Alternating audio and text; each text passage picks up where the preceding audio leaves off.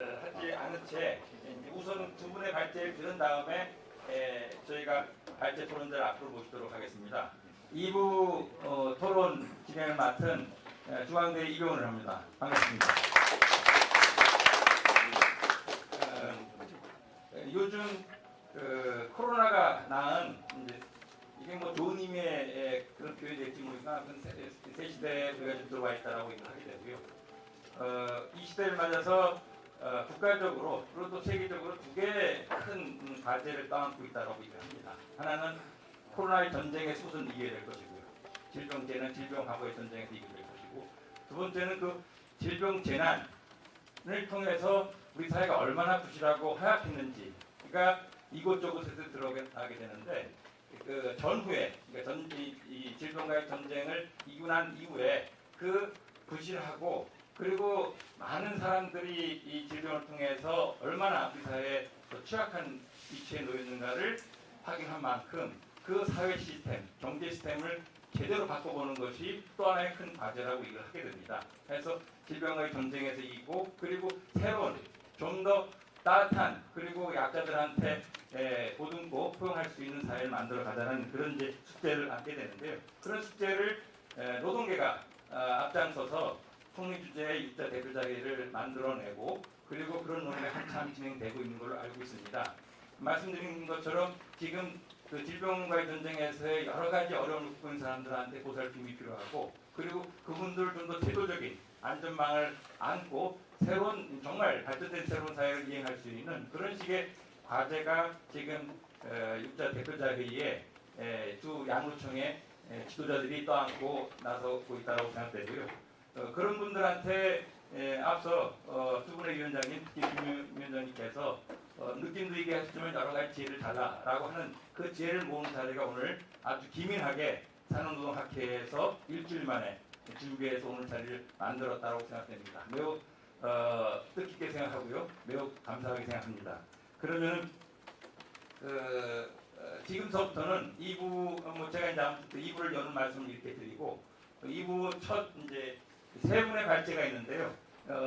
인사는 앞에 발제 토론자가 다 모신 자리에서 제가 다시 한번 소개해드리도록 하고 첫 발제는 노동사회연구소의 김순 이사장님께서 코로나 위기 이후의 고용 동향과 노동정책 과제라는 주제로 20분간 발표 첫 발제를 시작하겠습니다. 예, 그럼 김순 이사장님 큰 박수를 모시겠습니다.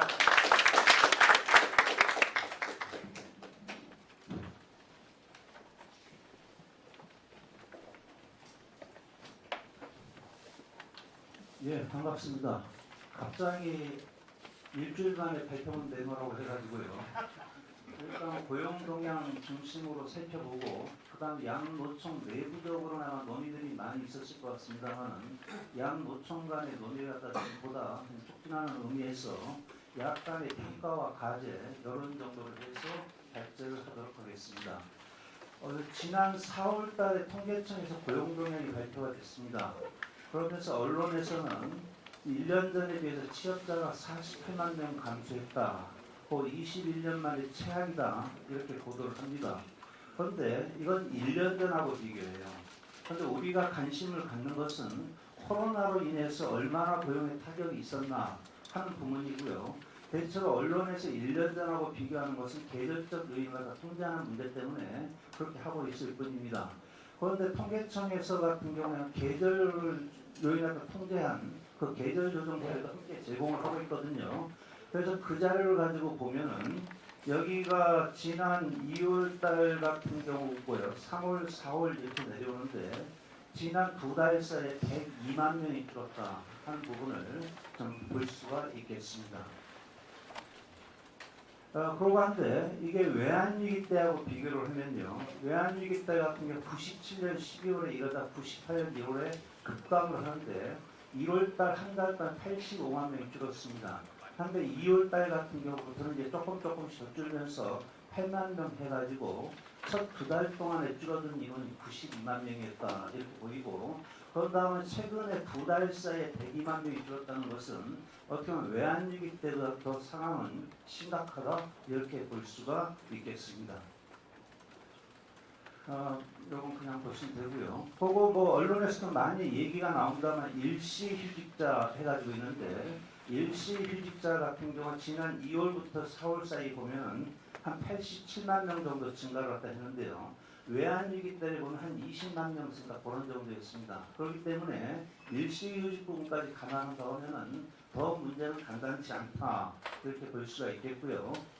그러고 한데 이 부분이 대체로 특히 취약계층에게 상당히 좀 집중되어 있습니다. 그래서 여기 취업자의 증감을 보든 아니면 일시휴직의 증감을 보든 거의 좀 집중된 계층은 거의 좀 마찬가지로 좀 나타나는 것 아니냐 이렇게 보이는데 여성, 고령자 이 부분 같은 경우 특히 많고요. 그 다음에 보면 특히 좀 두드러진 것이 우리가 비정규직 통계로는 아직 비교할 수 있는 그런 자료가 안 나오고 있기 때문에 상용직, 임시직, 일용직 이걸 가지고 좀 볼 수가 있는데 특히 일용직 같은 임시직 같은 경우에는 지난 2달 사이에 줄어든 인원이 한 45만 명 이렇게 되고요. 그러니까 일시휴직자 증가한 것 같은 경우 한 47만 명 이 정도 가까이가 됩니다. 한데 이분들 같은 경우 고용보험 가입률은 30%밖에 안 되더라. 그 일용직 같은 경우 가입률은 5%밖에 안 되더라 하는 부분을 확인할 수가 있겠습니다. 그리고 이게 직업별로 봐도 거의 단순 노무직, 서비스직 이쪽이 좀 집중이 되고요. 전문직도 만만치가 않은데 전문직 하면 뭐 상당히 전문가 아니야? 이렇게 볼 수가 있겠습니다만 아마 대체로 과거 분류 방식으로 따르면은 저기 준전문가 이쪽 부분에서 집중적인 타격을 받고 있지 않을까 이렇게 봅니다.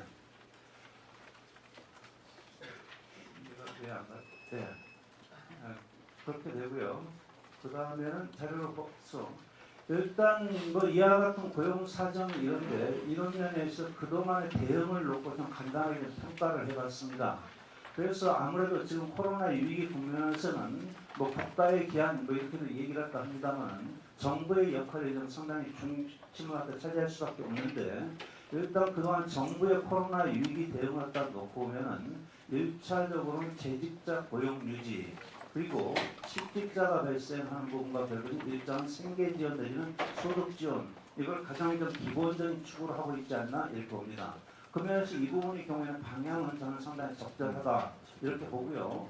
한데 이 부분은 외환위기 때하고 비교하면 상당히 격세지감을 느낀다. 외환위기 때는 일단 정계고 아웃소싱 이게 기조였다 하면은 이게 지금 과거하고는 상당히 다른 모습인데 그런데 이건 한국만 그런 건 아니고 아예로나 주요 국가들의 대응 방향 역시 마찬가지더라 하는 부분을 볼 수가 있겠습니다.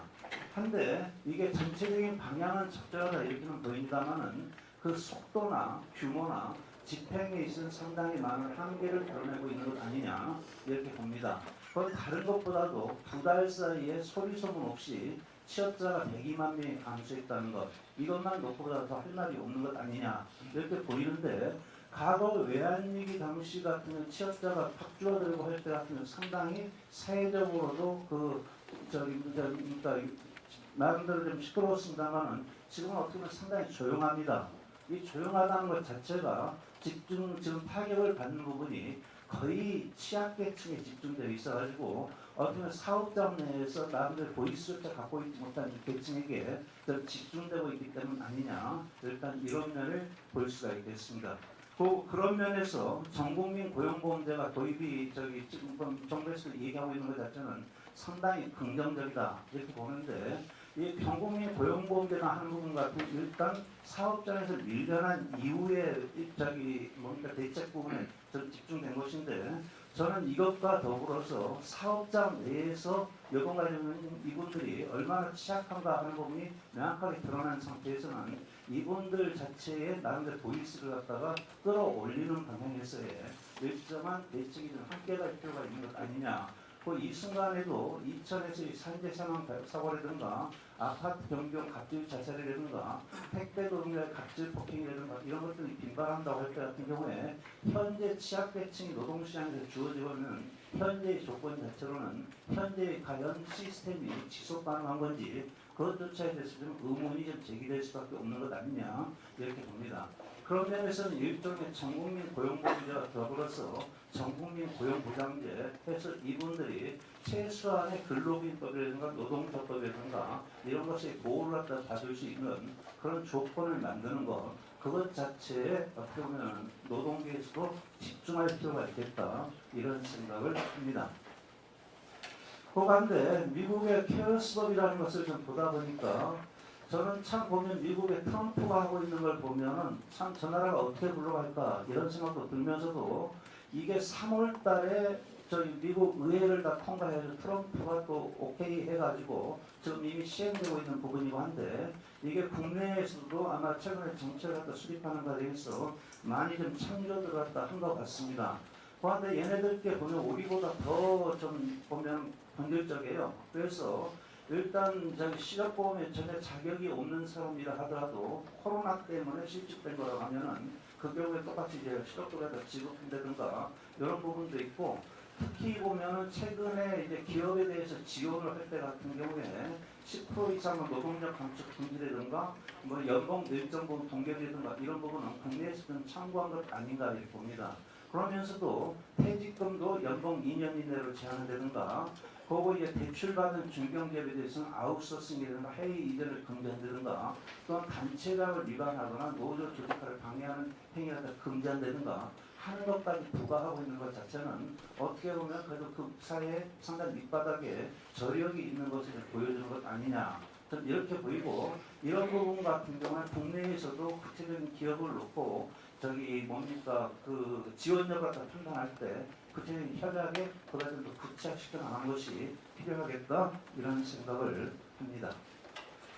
그 다음에는 요번 과정에서는 중앙정부 이외에도 지방정부의 역할이 좀 상당히 돋보였던 것 같습니다. 그래서 일부에 한정되기는 합니다만 해고 없는 도시 전주라든가 하는 부분 같은 경우는 상당히 여러 가지 좀 시사점을 주는 것 아니냐 이렇게 보이고 지방정부와 이게 어떻게 보면은 이제 해당 지역에 민간하고 함께 이제 협업할 수 있는 그런 구조 같은 경우도 좀 가능하겠다. 이런 것과 별개로 중앙정부에서 일정한 지원이라든가 하는 것 같은 경우에 모델을 좀 생각해 볼 수 있지 않겠냐 이렇게 보이는데 다만 좀 안타까운 것은 해고 없는 도시 전주했는데 어떻게 보면 노동계는 잘 안 보여요. 그 면에서는 앞으로는 좀 노동계의 역할도 보다 좀 더 강화됐으면 좋겠다 이런 생각을 합니다. 그런 면에서 이제 노사단체가 뭐 할 것이냐 하는 부분이 있는데 일단은 현재 국면 같은 경우에는 일단은 일자리 유지가 가장 중점적인 과제라고 하면은 노동시간 단축 등 조업 단축을 통한 일자리 유지 여기 좀 핵심 아니겠냐. 그리고 해당 노사들 같은 경우나 또 해당 지역 차원에서 해고 없는 도시나 해고 없는 산업 이와 같은 협약이라든가 산업 같은 것을 추진한다든가 하는 것도 좀 필요하겠다 이렇게 봅니다. 이와 더불어서 어떻게 보면 지금 노동계 내부에도 상당히 돈이 있는데 특히 사내근로복지금으로 많이 묶여 있는데 그 부분 같은 경우 현행법에서 같은 경우에도 하도급 업체라든가 이런 부분 같은 일정 부분 지원이 좀 가능하게 되는데 그런 부분 같은 경우 어차피 퇴직하고 나면 그동안하고 나오는 아무 관계도 없어지는 것이 하기 때문에 적극적으로 사내근로복지금이라든가 이런 부분도 좀 활용하는 게 필요하겠다. 또 공동근로복지금이라든가 사회연대기금 조성이라든가 해가지고 이걸 운영하기에 따라서는 우리가 북유럽의 겐트 시스템을 가지고 상당히 부러워합니다만 우리 같은 경우는 전국민 고용보험제를 가면서 그걸 보완하는 차원에서 지역지라든가 또는 산업 차원에서의 일종의 겐트 시스템 비슷하게 운영하는 방안도 좀 검토할 수 있지 않겠냐 이런 생각을 듭니다. 그럼 마지막으로 약간 이제 앞으로에 대해서 조금만 좀 전망 같은 걸 생각을 해보면은 저는 3월, 4월이 1차적으로 고용 지표는 가장 나빴을 것이다. 일단 이렇게 보이고요. 5월 달에 오면은 사회적 거리두기가 좀 완화되고 그다음 재난지원금이 지급되고 그다음 노인 일자리 사업이 재개되고 있기 때문에 아마 5월 달 고용 지표는 부분적으로 개선되지 않겠냐 이렇게는 봅니다. 하지만은 산업에 따라서 항공이나 여행이나 숙박업 같은 경우는 상당 기간 개선이 어렵지 않겠냐 이렇게 보이고 다른 면대면 서비스 같은 3월에 가장 나빴다가 4월에 조금 개선되는 모습이 보이는데 제조업 같은 경우는 3월에 이어서 4월에도 더 악화되는 모습이 부분적으로 이제 나타나고 시작하는데 글로벌 수요의 감소로 제조업 고용지표도 악화될 가능성이 있고 그리고 백신이나 치료제가 개발될 때까지는 코로나 위기는 상당 기간 우리하고 함께 가지 않겠냐 일단 이렇게 봅니다. 그런 면에서 앞으로 보면 특단의 대책이 없는 한 노동시장의 분절이나 불평등은 더 심화되지 않겠냐 이렇게 보이는데 라이가 얘기하는 1계급 같은 경우는 뭐 재택근무라든가 뭐 이런 것들 노동의 유연화라든가 노동감독이 강화라든가 이런 부분에 대한 우려 지점이 있겠습니다만 오히려 우리가 보다 좀 방점을 둬야 될 것은 앞서 취약계층 보호를 말씀드렸는데 2계급 내지는 3계급, 4계급 이쪽 부분을 갖다가 제대로 노동시장에 주의를 할 수 있게끔 저희 노력하는 것이 필요하겠다 이렇게 봅니다. 그러면서 저임금 불안정 고용이 앞으로 좀 확대될 텐데 그러면서도 이번 과정에서 보면은 코로나에 막혀도 일단은 보면은 이 뭔가 특수고용이라든가 플랫폼이라든가 간접고용이라든가 이런 분들의 노동이 어떻게든 사회에다 유지하는데 필수적이다 하는 부분 역시 또 드러난 측면도 있는 것 아니냐. 그 면에서 노동의 가치에 상응하는 보호망 정옥이 중요하겠다 이렇게 봅니다. 그리고 이제 끝으로 보면은 정부 쪽에서 한 달 전인가 뉴딜 얘기를 했을 때는 상당히 반갑다 이 생각을 했습니다. 근데 뒤에 뉴딜 이야기 나오는 것이 딱 디지털 뉴딜 하나예요. 그러다 보니 이건 완전히 혁신성장, 4차 산업혁명, 기존에 하려고 하다가 그대로 들고 온 것밖에 없지 않냐. 이 경우에 일자리 창출 효과를 둘러싸고 뭐 논란은 있습니다만 아무리 긍정적으로 보는 경우에도 그 효과가 그리 크지는 않을 것 같다. 이렇게 보이는데 다행스럽게 그린 뉴딜이 일단 추가가 됐습니다. 저는 현재 코로나 위기다 하는 부분이 일단은 불평등의 위기에 그야말로 기후 위기가 함께 맞물리면서 나타난 일종의 서곡이 아니냐 이렇게 보이는데 그 면에서 그린 뉴딜이 추가된 것은 상당히 바람직하다. 한데 이게 어느 수준에서 할 것인지는 아직은 불분명한 것 같습니다. 그 면에서는 적어도 2030년까지 탄소 배출량을 50% 줄인다는 하는 분명한 목표에 추진되는 것이 필요하겠다 이렇게 보이고요. 그 면에서 그린 뉴딜까지 추가된 건 바람직한데 뭔가 이 두 개만 갖고 뭐가 안 잡힌다 이 생각이 드는데 보면은 사람에 대한 투자가 거의 좀 안 보이는 것 같습니다. 그 면에서 우리한테 시급하게 요구되는 것이 최근에 본 생명안전보건에 대한 투자 부분도 있겠고 취약계층에 대한 기본법 보장의 문제도 있겠고 불평등의 해소 문제도 있겠고 근데 뭔가 이걸 포괄하는 차원에서의 뉴딜이 함께 좀 병행되는 것이 필요하지 않겠냐.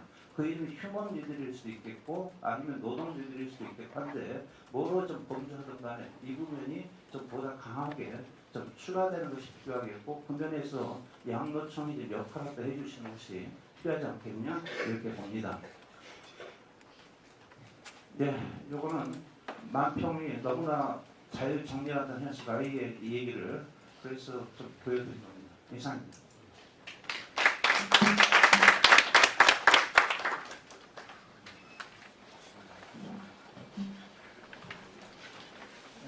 방금 제일 발제를 들으셨고요. 김선 박사님의 발제는 언제나 명쾌하게 현실 진단하고 그 현실의 문제점에 입각해서 앞으로 뭘 하자라고 분명한 그런 메시지를 항상 주시는데 오늘 발제에서도 지금 코로나 위기를 통해서 겪고 있는 심각한 고용 상황을 살펴보고 그리고 그 가운데 정부가 추진하는 정책들을 평가한 다음에 나름대로 김선 박사님이 생각하는 몇 가지 중요한 제안을 해주셨습니다.